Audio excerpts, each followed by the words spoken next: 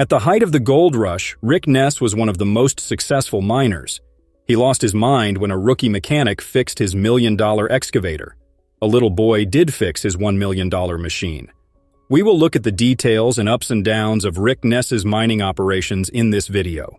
We will see how the seasons changed, how technology broke down, and how driven Ness was to find rare gold. Come with us as we look at the exciting shows, with a focus on how Rick Ness's never-ending search for wealth in the hard desert changes, succeeds, and fails. In his never-ending search for money, Rick finds himself traveling into uncharted territory because he thinks he has found his most important goal yet. His huge machine for moving dirt is gone, and his team is getting smaller. The odds are against him. When Rick realizes how serious the situation is and posts that a skilled mechanic is needed right away, it's a turning point. Now, a 20-year-old student becomes an important figure because he is asked to show off his skills by building the complex, multi-million-dollar 750 backhoe. The apprentice carefully attaches the bucket and 750 book stick, showing how complicated the job is. They were moved safely by a movable base set to a small gauge. The thought of having to deal with Duncan Creek's various terrain adds another level of difficulty. Torsten, the apprentice, changes the tracks expertly by slowly loosening the bolts that hold the chassis in place. He cleverly positions the digger with the help of the boom, showing how creative the team is when things go wrong. The 750's bucket is particularly impressive because it is so big. It's 3 times bigger than the 480's. Time is important for Rick and his team because they work in less than a half week. Their staff is only 4 people, and they don't have a fixed driver. Rick's earlier success, in which he made an average of just over 70 ounces of gold per week, is very different from this situation. The problems that are coming up show how strong, flexible, and determined the team is as they keep going after their huge gold goal. The group is aware that Carl, the gold miner, is not there and stresses how important he is to fixing machine problems. They both hope Carl gets better and are worried about taking care of the equipment's upkeep without a trained tech. Most people agree that Torsten's ability to put together the 750 digger was a turning point that made the mining business a lot better. At this time of year, it's hard for Rick to find a plumber, so he's thankful that Torsten helped him right away. As the team gathers for the weekly gold weigh, Rick talks about the effects of having a smaller staff and the need for a worker to fix problems with the pumps. Even with all of these problems, the crew stays friends, and they raise a glass to the amazing gold crop that only 4 crew members, including the new Torsten, were able to handle. The story shows how flexible, determined, and flexible the crew was in getting past problems so they could reach their gold mining goals. The team is still dealing with the problems of the season. They are looking ahead with a mix of determination and confidence as the successful end of the gold weight has given them hope.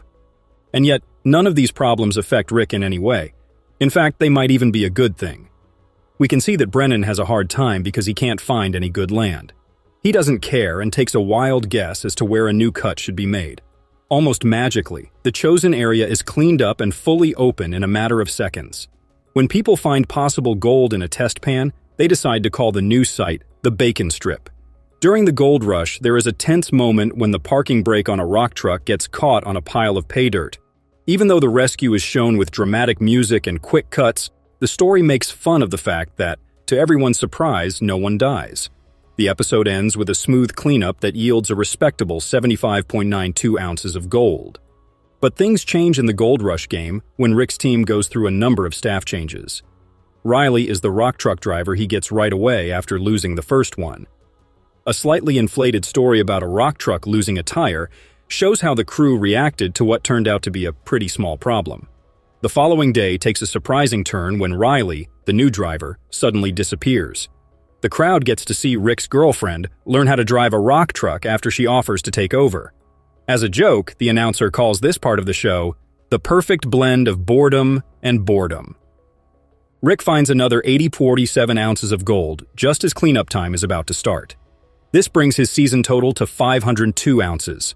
When Riley comes back the next day, he has a huge scar across his face. And the story continues. He gives an account that includes a fight, a trip to the hospital, and having his phone taken away by the police. Even though things didn't go as planned, Rick is glad to have Riley back with the team. The crew's original happiness and excitement quickly faded when they realized there was a major problem. There was a sudden wave of fear among the team, because that's when they found out there was a crack between the plant and the pre-wash that opened up without warning and let water out, which is very bad for the mining operation. Figuring out why there is warning is easy once the two 9-inch steel pins that were joining them are found to be missing. But even though this is a worrying development, no one seems to care. The crew makes 2 new pins to fix the problem. As the team tries to get past the hurdles, more problems come up because rocks can pass through the holes in the screen deck. In an effort to save the situation, they glue steel plates over the holes. It's too bad that the cleanup only turns up 40.64 ounces of gold. At this point, everyone is upset about how limited their current wash plant is. Strangely, there was no reason for why Rick wasn't using Monster Red, the wash plant he had worked hard to fix up over the off-season. The mining team has to make some tough choices that are getting more and more interesting as time goes on. Now though, Rick seems to have forgotten how much work he put into Monster Red over the winter when Freddie and Juan show up to fix his wash plant. It takes 4 days, but they quickly put in the new punch plates Rick bought, even though they are a bit too thin. Surprisingly, Freddie and Juan are able to solve the problem without any problems at all with a little help from Chris. As Freddie and Juan work on the repair, the story moves smoothly and shows off their skill and knowledge. The lack of excitement in this method is very different from the problems that happen in the gold mine business. After 1 day of work, everything is fixed without any major issues. The team cleans up the campfire and finds 17.27 ounces of gold. When Rick wakes up the next morning, his bacon strip shows that there is no pay dirt. It's brave of him to decide to go back to the deep cut even though no gold was found there last year. He has a strong feeling that all the gold in the cut might be concentrated under his access road, and that feeling is very important. As they look into the deep dig, they quickly find 2 rocks, which is seen as a good sign that there is a lot of gold there. Then something strange happens. The cut is supposed to start filling with groundwater, even though everything else is dry, until Rick breaks a berm on purpose and floods the area. Additionally, they make things more difficult by using a pump to remove water from the dry area to smooth things out. Even though the digging process was hard, 126.86 ounces of gold were found after everything was cleaned up. Good luck, Rick. Your season total now stands at 687.68 ounces, showing that you have the toughness and adaptability needed to work in the volatile world of gold mine. But things get interesting when Rick puts Brennan on the Rally Valley night shift. During the first night shift, a rock truck breaks down, but it is fixed well. Brennan has to peel the next night, which is called Glacier Till. Foreman Brennan is promoted by Rick the next day after a short break in the story. People are left thinking about the possible interesting things that were said but not done during Brennan's night shift and promotion, since the recap jokes about leaving out the more interesting parts. The story is now following Rick as he digs deeper into Rally Valley. Something strange happens when he hits a bed of rocks and blocks 30 feet earlier than planned.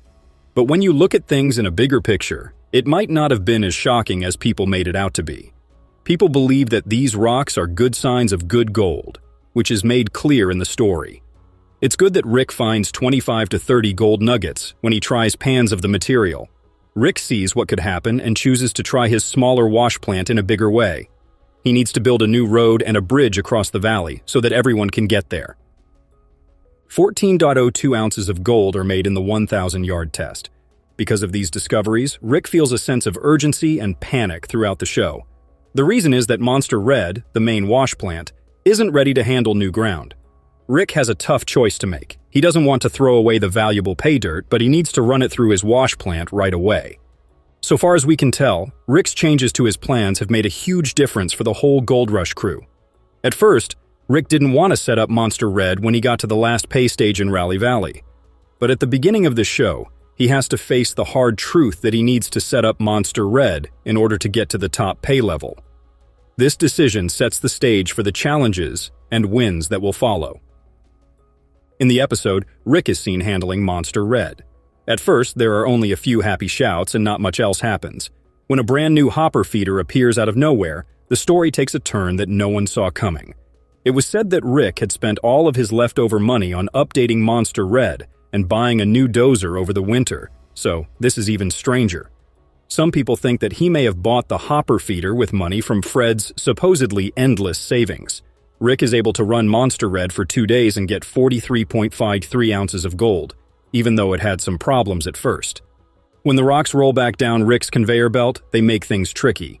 To fix the problem, he calls the company that made the hopper feeder, and they add a finger trap to keep the rocks from going back down the line. When Rick makes this change, the program goes on to the cleanup stage, where he finds an amazing find, 181.17 ounces of gold. At this point, though, it looks like Rick is having a rough season and needs help.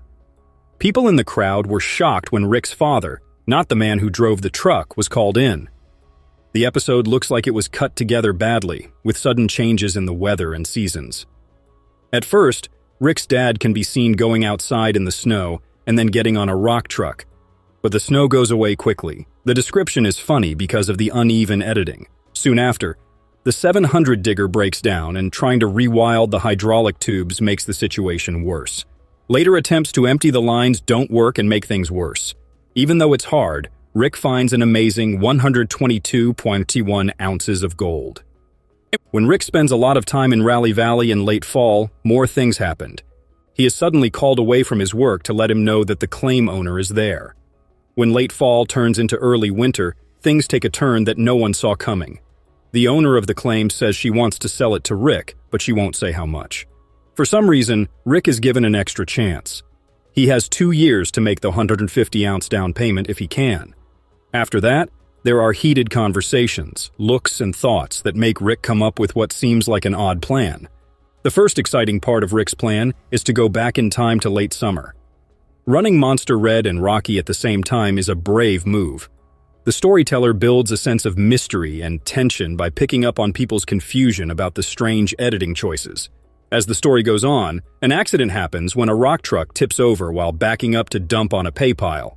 The part that's unclear is when it turns out that the truck was empty the whole time, but fully filled when it tipped over.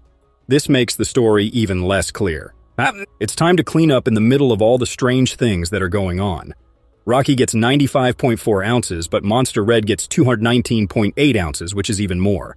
But when people are celebrating a win, winter comes back quickly. Rick is not bothered by the passing of time. He decides to take advantage of the situation and buy the claim from its owner, promising to pay the 150 ounces that they had agreed upon. All of these show how unstable gold mining can be by showing both losses and wins. At the end, Rick makes a big decision that will affect the future of his business in Rally Valley. Even though it had snowed earlier in the season, Rick thought the big snowfall in the middle of winter was the first big snowfall of the year. Rockies will be closed for the year because of the snow, says Rick. This choice makes someone suddenly sneeze, which draws attention to the problems and irritations the mining operation is having. The fact that the pay in Rally Valley is so wet shows that they have hit the water table. To fix this, Rick adds a pump. Cutting that goes very quickly and exciting scenes. People say that the lack of progress the next morning is because the pump is too small, but it looks like there may be more issues. Rick decides out of the blue to take another pump without permission, which leads to a dry cut the next day. The story is mostly about the drama of the pump problem, but the water table's uneven effects make you wonder about some things. Since Rick has to pay $40,000 for the pump, it becomes more likely that Fred, who seems to have endless resources, could help with money. Even though there are problems and disagreements, the cleanup goes well, and 206.09 ounces of gold are found. These different kinds of problems and good outcomes show how unpredictable gold digging can be in the winter. As soon as winter comes early on Rick's claim, he might call all of his miners together for an encouraging speech and tell them to work harder. This is a common theme during the mining season. Rick sets up 2 machines to feed the 400-yard-per-hour wash facility so that he can get the most work done. One loader had electrical problems while it was working. These problems can be quickly fixed by cleaning the links between the batteries. Suddenly, a lot of the cut gives way, which makes the person angry and makes them swear and rub their face. Drone footage shows that the group quickly runs away because they are afraid for their lives and their gear. As the last step in the cleanup process is completed, an amazing 393 ounces are found. For the season, Rick has now weighed 2,047 ounces of gold. When you look more closely at the final gold weigh-ins, you can see that he found 19% of his gold in the last 4 weeks of the season. This is an amazing feat of gold mining. Overall, it was a great search, but do you remember when Rick's girlfriend showed up and saved the day? Lise, Rick's girlfriend, helps out a team member who is hurt. Rick's co-worker got lost in the mine madness of the bacon strip, but Elise's surprise truck skills turned things around. Rick now has 502 ounces of gold for the season, which was worth over $900,000. The crew won with 47 ounces of gold. To get to lower, nugget-rich ground, Rick Ness sped through the bacon strip at Duncan Creek. Riley, his new partner, wasn't at work, and he couldn't get in touch with him or tell him when he would be back. This made him angry. It made Rick feel bad, especially after a hard year. With only 2 rock trucks, Rocky could not work at full speed. Elise, Rick's girlfriend, offered to drive trucks to help. Rick gave it some thought, but in the end chose to let her learn with crews. Elise amazed everyone by being able to handle the basics and even learn more harder lessons, even though she had never been digging before. Rocky was back with 3 trucks, and Elise was driving one of them to help them move forward. Once again, Rick was pleased to see that the crew had reached 47 ounces of gold, which is more than $145,000. Rick has now caught 502 ounces this season, which is worth more than $900,000. This is a big accomplishment for the small group. The show ended with a funny moment where the crew made fun of Elise for something she did on the rock truck that no one saw coming. The Ness team has their best mining week yet, making almost $300,000. When Monster Red lost efficiency because of a problem with the pipeline, Rick Ness was put in a tough spot. And surprising 181 ounces of gold were found in just 70 hours, thanks to a quick fix for a finger trap and quick thought. Rick is now hoping that he will reach the rare 2,000-ounce mark. There was a lot of competition for Rick Ness to win the 2,000-ounce prize, which was the biggest award of the season. But because of problems with the seat conveyor, Monster Red dropped from moving 300 yards of dirt per hour to moving only 200 yards of dirt per hour. Its once efficient operation came to a sudden stop. Rick was afraid that he might lose gold, so he called a company right away and prayed that they could fix it quickly. There was still a lot of yardage left in the season, so Rick knew how important it was to fix this right away.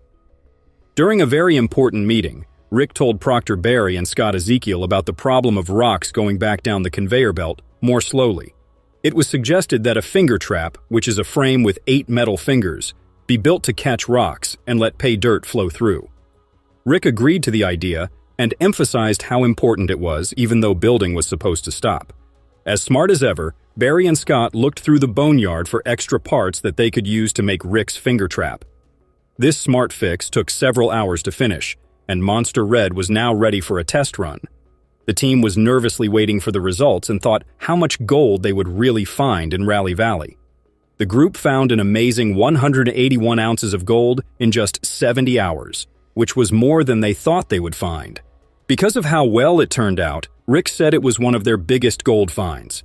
He told the team thank you and said he was excited to mine at Monster Red's fast pace to keep the momentum going toward the elusive 2,000-ounce goal. Troy Taylor, the owner of the land where Rick Ness is looking for 2,000 ounces of gold, gives him a chance by offering to buy the land with a 150-ounce down payment. Ness now has the most gold he has ever won.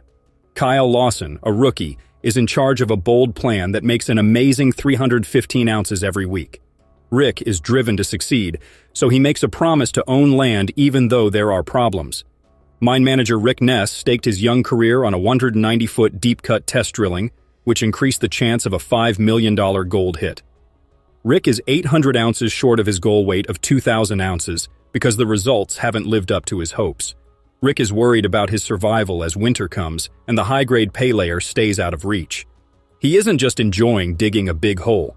No, Rick knows he needs to find an answer and thinks about the best way to reach his season's goal. Troy Taylor, the owner of the Duncan Creek house that Rick is said to be renting, calls him out of the blue. Troy makes Rick an offer to buy the land and puts down 150 ounces, which is equal to $250,000. Rick is shocked by the offer, but he says he'll think about it and get back to you right away. Rick is having a hard time making a profit after spending a lot of money on new tools, so this offer comes at a bad time. Rick feels the rush and thinks of new ways to get more done and keep things going forward. He tells his team about a bold plan. He wants to run both wash stations at the same time. Rick talks to Kyle Lawson, who used to work as an iron worker in Yukon. and asks him to run a single workshop by himself so that this plan can work. Kyle takes on the job of running Rocky, the wash plant, even though he doesn't know much about mining. Because he is always short-staffed, Rick counts on Kyle to bring in the extra 150 ounces needed for the down payment. Since Rocky is back at work, Kyle is in charge of running the wash plant and filling the dirt by himself. He is in charge of the process and makes sure that the ashes don't get in the way of the flow. Even though it's hard, Kyle is able to process the gold and reports an amazing 315 ounces of output for the week, with 219.8 ounces coming from Monster Red and 95 ounces from Rocky. Rick is so excited about his huge gold find that he goes to talk to the homeowner, Troy Taylor, about buying the land. Rick is sure of his choice, so he agrees to buy the land and says that the down payment can't be returned. Rick says he is sure he will be able to pay back the loan before the end of the season, and the deal says that the fee plan will continue into the next season. As Rick gets closer to his goal of having his own land, he thinks about the challenges and opportunities that lie ahead. Rick is amazed by Monster Red's digging skills. When Monster Red makes a comeback, Rick Ness sets a 2,000-ounce goal for him. A new hopper feeder gets around problems and boosts output to more than 300 yards per hour. As winter gets closer, things get more urgent, and Rick's determination to finish his gold mine project on time stands out. Rick Ness, the mine boss, has to do the hard work of bringing Monster Red back to life in order to make his 2,000-ounce goal. Within 48 hours, his goal is to develop and improve the plant so that it works as efficiently as possible. A big LRS feeder with twice as much capacity as the old model is part of the plan, along with a simplified design that doesn't have any extra lines. Installing it is hard, especially when a heavy chute makes the toe lift work less well. The group changes the wire to stop more damage. The updated hopper feeder in Monster Red makes it possible for it to do more while keeping the focus on speed and ease of use. Rick thinks that running the plant at over 300 yards per hour will make it much more productive. The team brings Monster Red back to life after a scary moment with a broken part and sets it up to look at Rally Valley's rich pay dirt. It's becoming more and more important to get Monster Red up and running as winter approaches. Rick is determined to be successful in his gold mining project, as shown by his desire to end the season on a high note. Rick is looking forward to the arrival of the new hopper feeder and the chance to make money from Rally Valley's deep-cut pay dirt, especially now that Monster Red is ready for fight. The major turning point in Rick's journey to financial success and the completion of his 2,000-ounce goal was the repair of the wash plant. The leaves changing colors are a steady reminder that time is running out to get things done, so the rush is on. The biggest gold weights of Season 12 come from Parker using Lucifer's wash plant at Scribner Creek to its fullest, which yields 337.45 ounces. Rick's team can now clean up 3 ounces per hour. Parker's team at Big Red is having a great week because 596.6 ounces are worth more than $1 million. The story gives a short summary of the problems and successes that come with gold digging. The team meets at Scribner Creek for the gold weigh-in. They greet each other and talk about what they have planned for the week. Parker talks about the costs of the process. He says that he had to pay $350,000 to get rid of his deepest dirt, which added up to $1.4 million. Lucifer, his wash plant, needs to produce more than 180 ounces to break even, which will be hard to do since it only produced 84 ounces last week. When things went wrong, the team made changes that improved the wash plant's performance and cut down on the amount of water it used. Torsten gets the 750 digger ready for Duncan Creek's rough ground by carefully moving the movable undercarriage. Things are getting more exciting as the gold show gets closer. Since Mitch fixed the plant, he quickly shows off the result, which is a big step forward. The cleanup from the 750 makes an amazing 337.45 ounces, which is more than expected and brings in more than $600,000. Now, Rick's business runs for less than 2 weeks with only 4 employees and no dedicated mechanic, which is very different from last year's average of just over 70 ounces per week. The difficulties bring out the team's ability to change and keep going. The story then moves on to Rick's cleanup, where he gets 3 times as much gold as before, up from 1 ounce per hour. The crew is happy about the success and points out the big steps forward that have been made. As the team finishes up and thanks each other for their work, the friendship stays strong. The gold keeps coming out. Mitch's hard work pays off, and Chris does a nice job that adds to the overall success. The scene moves to Parker's team at Big Red, where everyone is happy about their accomplishments. More than $4 million has been put into Mud Mountain to get to its rich prizes, which is making people more excited. Big Red has never had a better week than this one, with a gold reveal that adds up to 596.6 ounces worth over $1 million. There are many problems, successes, and trades in the story, which gives a full picture of the hard world of gold mine. Scenes flow smoothly into the next, showing the highs and lows of the business before a successful gold weigh-in that makes money. The scene moves to Parker's team at Big Red, where everyone is happy about their accomplishments. More than $4 million has been put into Mud Mountain to get to its rich prizes, which is making people more excited. Big Red has never had a better week than this one, with a gold reveal that adds up to 596.6 ounces, worth over $1 million.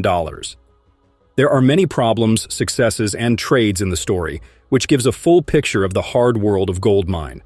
Scenes flow smoothly into the next, showing the highs and lows of the business before a successful gold weigh-in that makes money. Rick Ness only needs 300 more gold ounces to reach his season goal. However, as winter comes, Rick needs to get another 550 ounces to reach his 2,000-ounce goal. The group turns their attention to Monster Red and buys a strong pump to deal with the water problems in cold weather. The story shows how determined, creative, and persistent they were in the unpredictable world of gold digging. The snow on the steep land above Keno in late September is a sign that winter has come early. The once bustling wash plant, which is an important part of getting gold out of the ground, is now dormant under its winter coat, representing the problems caused by the changing environment. Rick takes a moment to think about the big chances he took when he started digging gold by himself. This shows how determined he has been over the years. In his third season away from the Kundik, Rick is almost at Keno's big gold find. He put down a big deposit to make sure that his claims are taken care of. But there is still a big problem to solve. He needs another 550 ounces to hit his lofty 2,000-ounce goal. The mining season is almost over. The story then moves on easily to the mine site, where Rick is solving a puzzle about water. Last week, Rocky, his second wash plant, helped him get the biggest gold weigh-in ever. Still, the coming frost is always a worry, and work has to be done all the time to keep the water flowing. The fact that Rocky has decided to shut down shows a shift in strategy, with more focus on Monster Red and a stronger push to reach the season's gold goal. Rick is having a hard time with the water problem while it is snowing outside, which shows how the process is always affected by weather below freezing. He is honest about the problems they've had and stresses how important it is to have a pump to stop the groundwater from coming in all the time. Even though they face problems and setbacks, the group stays motivated to find the money that is hidden beneath the waves. Rick and the rest of the team face the water problem head-on to find a solution. The discovery of a strong 10-inch pump is a turning point, but it comes at a high cost that shows the unexpected costs that come with the gold rush. As things stand, they perfectly show the spirit of teamwork and determination that is needed to overcome unexpected problems in the never-ending search for gold wealth. As the strong pump is used to show that it can move a lot of water, the story keeps going in a clever way. The combined efforts of the team to get the pump going show the dedication and teamwork needed to deal with the unpredictable nature of gold mine. Even though there are problems, costs that weren't expected, and ongoing problems with the weather, Rick is still set about the gold output. The results that could be seen, the gold that was recovered, and the hope for future success show how determined and clever Rick and his team were in figuring out how the unpredictable gold mining business worked. As our look into the fascinating world of Gold Rush and Rick Ness's gold mine tries comes to a close, we have seen how luck can change quickly in harsh terrain and as the seasons change all the time. Rick's journey has been an emotional roller coaster of highs and lows, persistence, and finally success, from managing falls in the cut to dealing with early winter storms. The rough conditions of the mining season have shown off the pristine beauty of Alaska's wildness and the strong will of the people who go there in search of money. Rick's changes to his plans and the thrill of finding gold at the last minute have shown how unpredictable gold mining can be. We are shocked by the problems that were solved and the wealth that were found as we say goodbye to the drama, thrill, and excitement that make up Rick Ness's search for gold. In these thrilling and difficult episodes, the superheroic and warrior-like qualities of Tony Beats, a gold miner, and the Winchester crew, who are able to survive the challenge of recovering their most recent machinery, are brought to the forefront. In the event that their excavator stops functioning owing to chain problems, what strategies will Winchester crew employ to deal with the situation? As a result of this circumstance, how will they get the end that they want? Let's join Tony Beets and the Winchester crew in their pursuit of gold and dive headfirst into the extremely fascinating endeavors that they are involved in. During his search for gold in Paradise Hill, Yukon, Tony Beets jumps headfirst into his objective. Tony Beets is making progress in the correct direction to achieve his goal of digging 5,000 ounces of gold, utilizing the sophisticated technology that is operating to effectively carry out his objective. He is in the process of maintaining his previous record. The most significant obstacle that he must overcome in his endeavor is the weather conditions, which have the potential to produce a significant disruption in his path. Even though it is the middle of September, the persistent rain is making the situation more stressful for the leader of the clan Dyke. This is because the rain is slowing down the machinery. In light of the fact that he is only 900 ounces away from achieving his objective, he is all set to dig the 80 pup cut, which has a great deal of potential to uncover a substantial quantity of gold. The rain is making things tough for them because it is filling the pond with water, but he is so excited to see the mounds of gold that are in the 80 pup cut. They were confronted with the same difficulty 12 weeks earlier, which led to the entire suspension of their operation. At that time, the ponds were flooded with water, and they had to construct them once more. This time, the same weather scenario puts a significant amount of pressure on his nerves, and he instructs Mike, one of his crew members, to take the 220 excavator to the dike by the pump area in order to fix things up and to prevent the dreadful repercussions of the water falling down in the ponds and disrupting their activities. The excavator 220 that Mike is operating is making its way through the sticky mud on its way to the dike. In spite of the rain that is getting heavier, he is hoping to reach the dike as quickly as possible.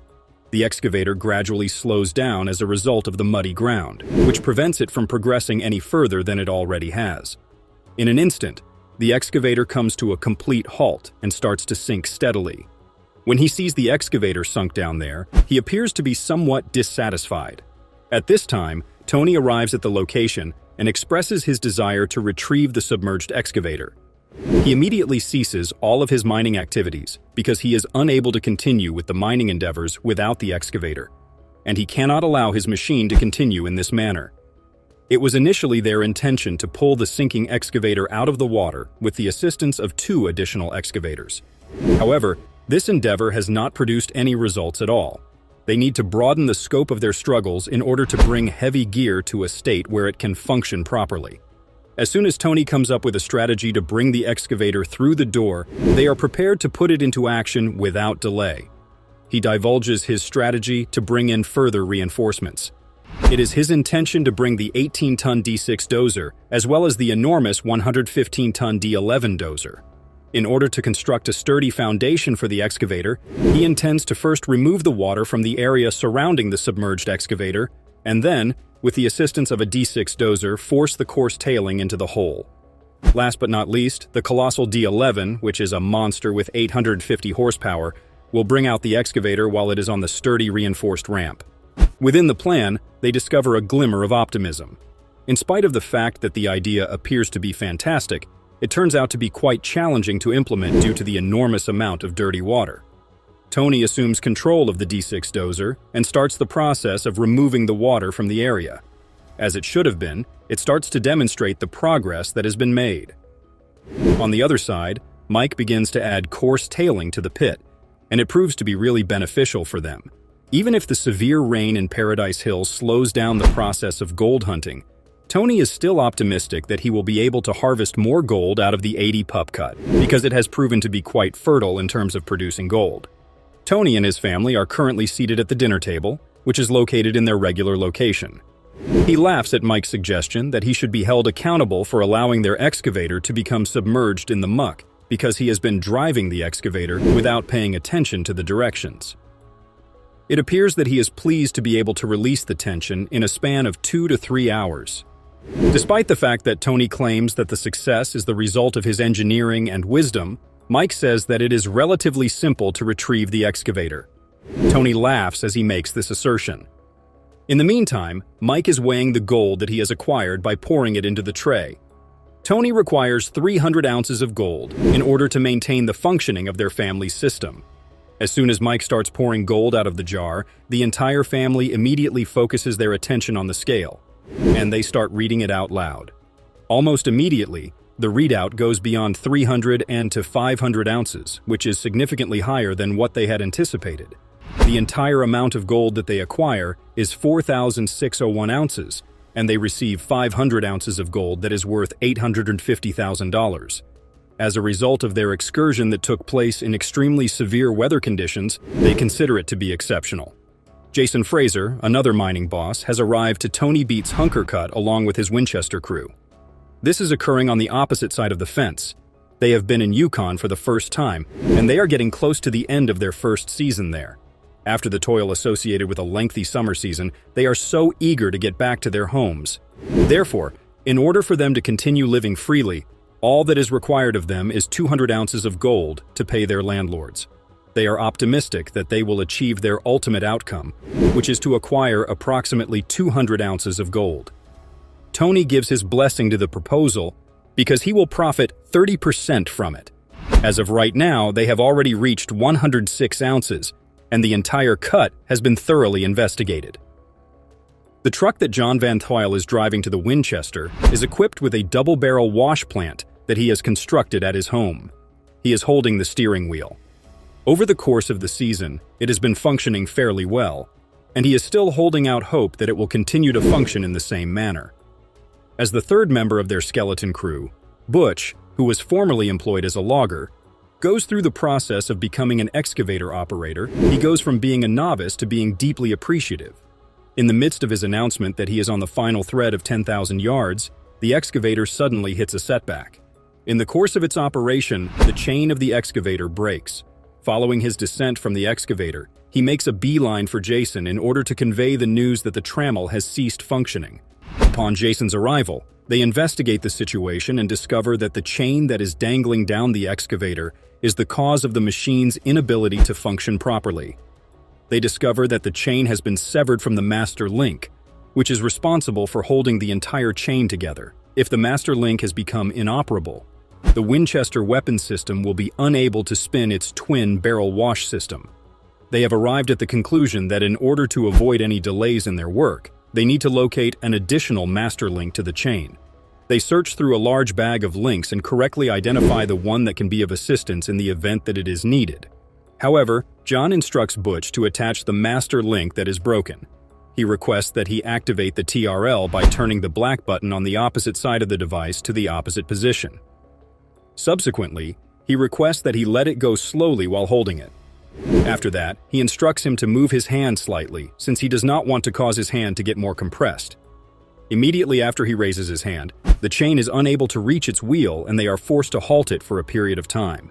They give it another go in an effort to recreate the procedure, and this time, they are able to make some further headway. During this time, Jason arrives at the location with the master link and climbs up the ladder in order to execute an assault on the chain. Finally, the Winchester crew succeeds in continuing their mining operation after the hard 2 hours of labor with the chain. They have a limited amount of time to meet their objective of 200 ounces, which is still 94 ounces short. Winter is just about to set in, and they have that time as a premium. When it comes to machinery, Jason laughs at the fact that they, like people, do not enjoy working during the winter months. Having returned to Tony's residence, he is currently seated alongside his woman. They have positioned themselves in anticipation of the Winchester crew, who are just about to arrive after cleaning the final patch. While he is thrilled, he is also hopeful that the Winchester crew will be able to accomplish what they have set out to do. During this time, the Winchester crew arrives at the location, and Tony inquires about the malfunction of the equipment that is causing them difficulties in their endeavor. Jason starts to pour the gold from a box onto the weighing scale, and they start reading it out loud at around the same time. They appear to be quite ecstatic and content with the discovery of 101 ounces of gold, which is beyond their expectations. This is because they have finally accomplished their objective, which is to acquire gold worth $350,000.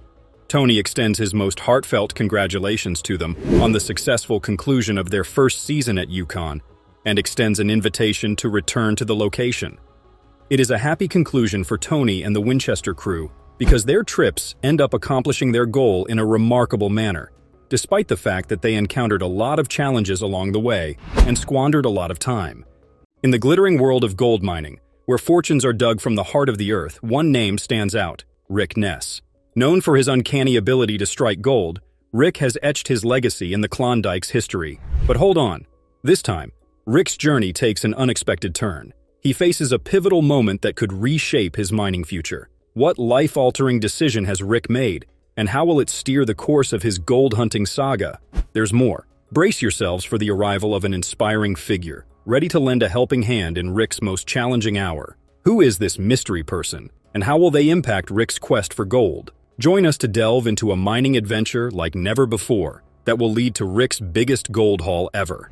Success isn't just about luck, it's about rolling up your sleeves and putting in the hard work. That's something that the indomitable Rick Ness believes in. Now, he finds himself facing a daunting challenge, a gold production goal that seems to be slipping through his fingers. Despite the hefty investments in top-tier equipment, Rick is dealing with machinery issues. Different hurdles are emerging, putting a wrench in the gears of progress, but the twists and turns in this mining saga don't end there. On top of all that, Rick is at a crossroads, facing a crucial decision about the ownership of the land. But the heart of the challenge lies in the earth itself. The act of digging and extracting precious gold from the depths becomes a battle against time and nature. It's a struggle that Rick faces head-on, with determination etched on his face. In the vast expanse of the mining frontier, Rick Ness is facing a pivotal moment in his gold-hunting journey. Having staked his entire season on a daring move, a deep cut that promised a potential $5 million in gold, the reality is not living up to the glittering dream. The 190-foot deep cut, the bold gamble that could lead to a substantial payday, is yet to yield the expected results. The goal is 2,000 ounces of gold, but this weight of the goal hangs heavy on Ness's shoulders, not just for the sake of his crew, but for his own survival in the unforgiving world of gold mining. A world into which Rick has poured his heart, soul, and a considerable amount of resources, expecting a gold rush that would make headlines. However, the reality is a bit different. The very ground he walks on holds the key to his mining empire's destiny. However, the landowner has different plans for Rick. Troy Taylor, who is the owner of Duncan Creek, the claim on which Rick is working under the lease, pays an unexpected visit to Rick, who is already under stress for not meeting the gold production goal. Cutting right to the chase, Rick questions the purpose behind Taylor's unanticipated visit, and Taylor, without beating around the bush, dives straight into the heart of the matter. His revelation hangs in the air, laden with potential implications. He wants to sell the Duncan Creek. Rick is now confronted with a significant personal decision. The prospect of owning his own ground looms large, and the gravity of this choice could reshape the entire trajectory of his mining journey. Imagine the dilemma.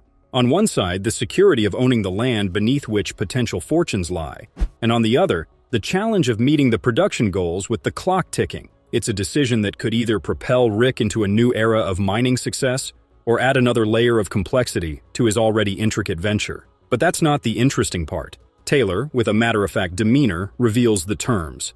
$250,000 as a down payment, equivalent to 150 ounces of gold. Now that's how you make a deal with the gold diggers. Surprised by the unexpected proposition, Rick finds himself deep in thought. The idea of owning the very land he's been working on is both appealing and overwhelming. Unsure about taking such a significant step, Rick acknowledges that he is not sure if he can take such a massive step at this already challenging moment. The financial commitment attached to this decision plays on his mind, creating a whirlwind of considerations. As the discussion unfolds, Rick wrestles with the weight of this unforeseen opportunity. The offer of $250,000 or 150 ounces of gold is undeniably substantial. Troy Taylor, after presenting the terms, leaves Rick to contemplate the magnitude of the decision. The gravity of the situation hangs in the air, and Rick is left to grapple with the potential impact on his gold mining journey. The allure of ownership clashes with the daunting prospect of financial responsibility, setting the stage for a pivotal moment in Rick Ness's mining saga. How will the mind boss navigate this unexpected twist in the tale? Will he seize the opportunity, or will the weight of the decision prove too much? The stakes are high, the pressure is on, and the future of Duncan Creek claims hangs in the balance, but it's the mind boss we're talking about. And to make the decision, he has to tackle the other obstacles first. Every miner knows that a glitch in the machinery can translate to lost time and, more importantly, lost gold. Despite heavy investments and state-of-the-art machinery worth millions, the results are not quite hitting the mark. It's a tough spot to be in, especially when your aspirations are as grand as Rick's. The machinery, boasting cutting-edge technology, stands as a testament to Rick's commitment. But, as every seasoned miner knows, the gold beneath the ground doesn't always give in easily. Rick is stuck dealing with a big problem, and he can't tackle it solo. He's in need of help, but the question is, who can he turn to? The first person who crosses Rick's mind in this crucial moment is none other than his reliable dad. With winter approaching, he calls his father for assistance, hoping to bring in the energy needed to finish the season strong. Rick's dad shows up and is pretty amazed by the whole mining setup. He's all in to help out however he can. The two of them now tackle the problem together, dealing with the challenges of mining and figuring out a way forward. The first problem he deals with is the wash plant. With Monster Red running on a tight crew, Rick faces a tough time finding more workers. His dad jumps in to lend a hand and keep things going smoothly. Seeing the mining operation scale, Rick's dad figures he can help out. Without any hesitation, he gets down to work, doing everything needed to keep Monster Red up and running. At Duncan Creek, Rick encounters a hurdle with his 700 excavator. A cracked hydraulic line threatens to slow down the crucial task of clearing tailings. It's a setback that demands immediate attention. Rick, with a determined look on his face, asks his dad to help there too. Rick's dad, not a stranger to hard work, steps into the role of a makeshift mechanic. With tools in hand, they inspect the excavator, and the problem becomes clear: a cracked hydraulic line. It's a hands-on challenge, but Rick's dad isn't one to back down. They work together, making the welding process seem like a puzzle they are determined to solve. After a series of intense efforts, welding, and a bit of elbow grease, the hydraulic issue is fixed.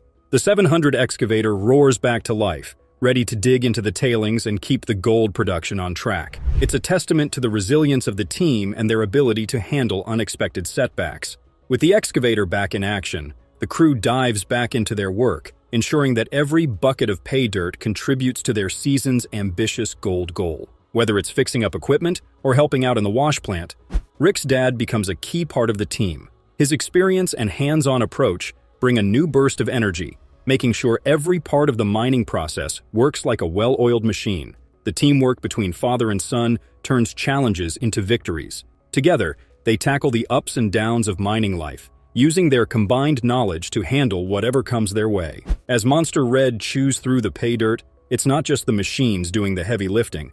It's the power of a united team working towards those big gold goals. Despite the challenges, including equipment breakdowns and a flooded cut, the team is determined to reach the season's gold target of 2,000 ounces.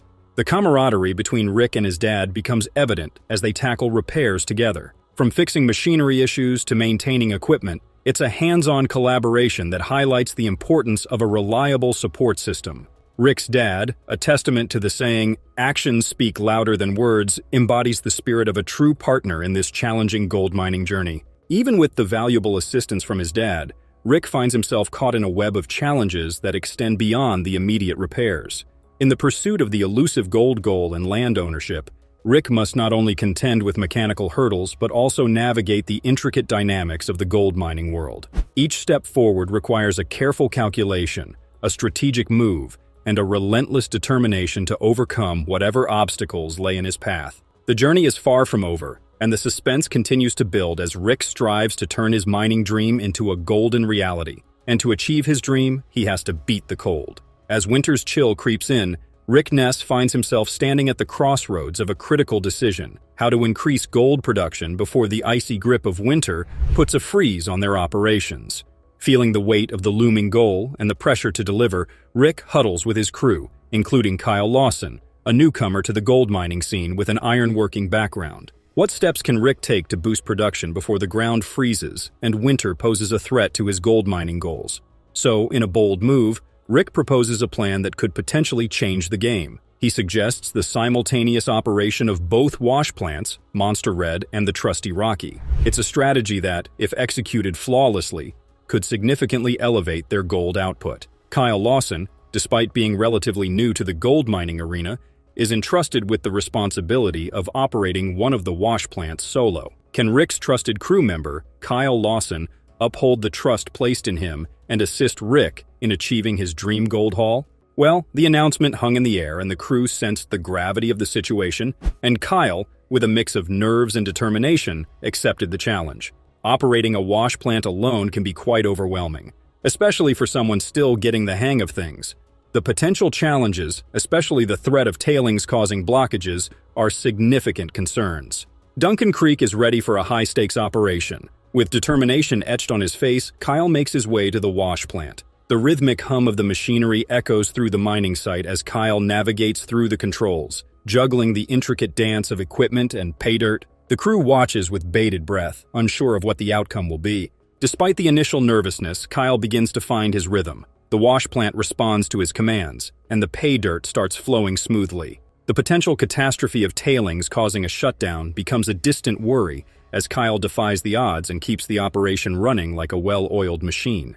Another problem solved, and now just one to go, till Rick smoothens his journey towards his goal. Rick Ness is facing another tough challenge that could make or break his entire season. The crew has been digging for 10 weeks, and finally, they hit the good pay layer they've been aiming for. But there's a major setback. The whole area is flooded with 6 feet of water. To tackle this problem, Rick decides to bring in a robust 10-inch pump, generously provided by the landowner, Troy Taylor. The team gets to work, setting up the pump with hopes that it can handle the large volume of water in the cut. Success with the pump is crucial because it's the key to drying out the area, enabling them to get to the valuable pay dirt below. Despite facing obstacles, including the hefty $40,000 cost of the pump, Rick stays positive and determined. The moment arrives as the pump kicks into action, proving its worth against the waterlogged conditions. With the flooded area slowly drying up, the crew can finally focus on what they came for, extracting the long-awaited, valuable pay dirt that could turn their luck around. As the week unfolds, the results exceed expectations. The gold weight from Monster Red and Rocky combined paints a picture of success. The decision to entrust Kyle with a crucial role pays off. Rick's strategies and his dad's love prove that sometimes the boldest moves and the company of the loved ones lead to the greatest victories. After the challenges, the narrative takes an unexpected turn, injecting a dose of triumph into the mining saga. The crew, once faced with uncertainty, now stands united, motivated by the success of a well-executed plan because they are about to achieve the unexpected. So, here they have it. A whopping 219.8 ounces out of Monster Red and an additional 95 ounces from Rocky. Time for drumroll, because the grand total stands at an impressive 315 ounces, translating to over $500,000. You heard it right, folks. This is not just another gold weigh-in. It's a record breaker. The excitement can be seen as Rick and the crew revel in the victory. This achievement marks their biggest gold haul ever, a remarkable feat that's sure to go down in mining history. The mining site buzzes with newfound energy, and Rick's gamble seems to be steering them in the right direction. This success is not just a number on the scale. It's a testament to their resilience, determination, and the unwavering spirit of the team. But there is still one thing to do. The taste of success lingers in the crisp Klondike air as Rick heads to meet with none other than Troy Taylor. In a moment of revelation, Rick unveils his decision. The words hang in the air as Troy Taylor's eyes light up, mirroring the excitement of sealing the deal. Rick declares that he is ready to buy, making it clear that he's ready to take the plunge and make a substantial commitment. Despite recent challenges, the crew comes together to celebrate their hard-earned success. Cheers echo through Rally Valley, a testament to their resilience in the face of adversity. The journey is far from over, and Rick Ness is unwavering in his quest for the hidden treasure beneath the Klondike soil. Can Rally Valley yield the massive gold discovery that could change Rick's mining destiny? The adventure presses on, with each ounce of gold bringing them closer to their ultimate goal and every challenge strengthening the crew's determination.